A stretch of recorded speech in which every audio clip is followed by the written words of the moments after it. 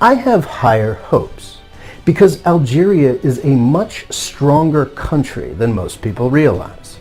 Over the past month, I have covered the disaster in Libya and the extraordinary accomplishments of Tunisia. It's tempting to claim that Algeria could follow in the footsteps of either of these two neighbors, but that undersells both the potential and the risk here. Algeria is a different class of country from either Libya or Tunisia. On the most obvious level, there are 40 million Algerians, not 6 or 12 million. Algeria is a serious regional power, and a successful transition to representative democracy there could change the entire Arab world.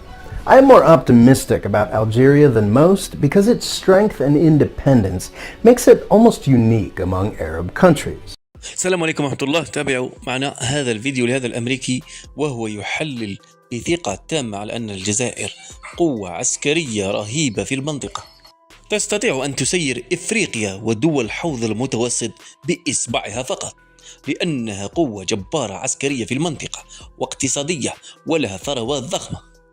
ويرى أن مستقبل الجزائر العظيم يشكل خطرا على دول جنوب أوروبا. تحليل لهذا الأمريكي يجعلك تفتخر أنك ولدت في الجزائر. The regime obviously wants less, and many outsiders are now confidently predicting disaster. Disaster is certainly a possibility, but I have higher hopes because Algeria is a much stronger country than most people realize. Over the past month, I have covered the disaster in Libya and the extraordinary accomplishments of Tunisia. It's tempting to claim that Algeria could follow in the footsteps of either of these two neighbors, but that undersells both the potential and the risk here. Algeria is a different class of country from either Libya or Tunisia. On the most obvious level, there are 40 million Algerians, not 6 or 12 million. Algeria is a serious regional power, and a successful transition to representative democracy there could change the entire Arab world. I am more optimistic about Algeria than most because its strength and independence makes it almost unique among Arab countries. If I were making this video back before the 2014 oil price crash, I'd probably start a conversation about Algerian power by talking about its massive oil and gas industry. That industry is now more of a liability than a strength. The price crash is one of the main reasons these protests are happening. But Algerian strength is not just about petroleum. It's about history.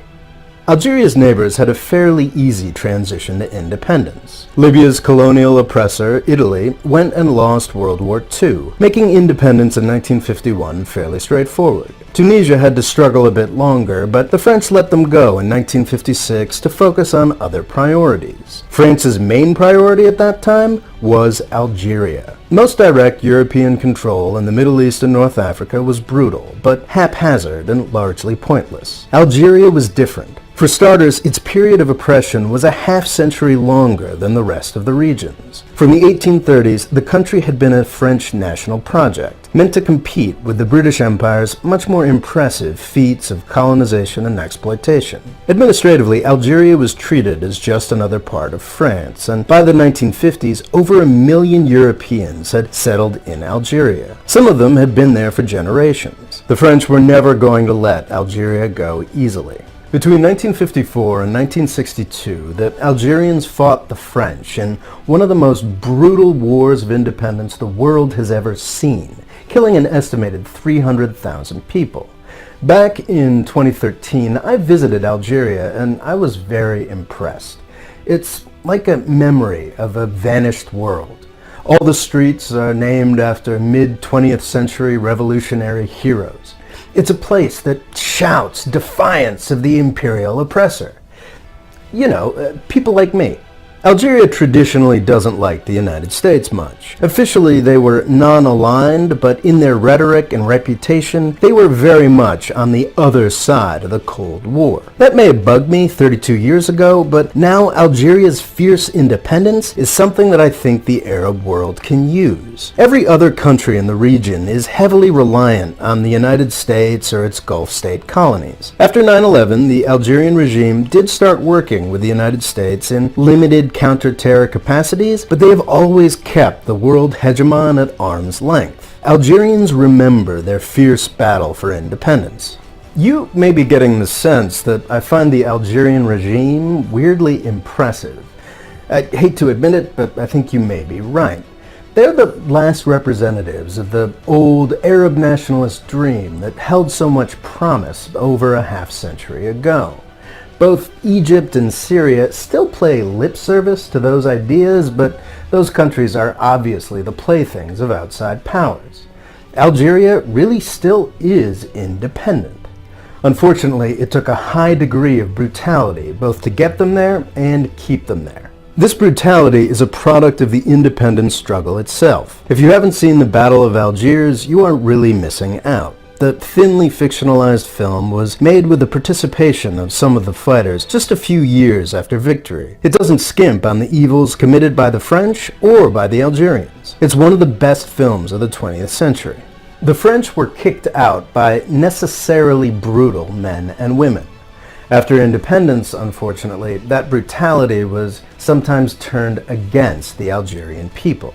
In 1988, in part as a result of the last oil price crash, the Algerian people had had enough.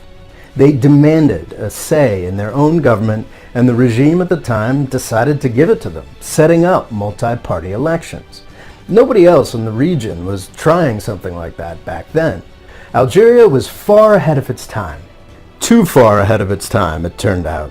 In 1988, Algeria was caught up in a Muslim world shaped by the U.S.-Saudi effort to defeat the Soviets in Afghanistan. That battle was a success, but to make it happen, the Saudis had used their billions to radicalize every Muslim they could, with U.S. and Pakistani help. The Algerian elections of 1990 and 1991 were shaped in part by heavily fundamentalist fighters returning from Afghanistan. The rhetoric of the Islamic Salvation Front, or FIS, was extreme and clashed heavily with the more secular leftist worldview of the ruling regime. After winning local elections in 1990, the FIS quickly moved to establish a more fundamentalist lifestyle where it could. When the Islamists won the first round of national elections in 1991, the old revolutionary elite staged a coup.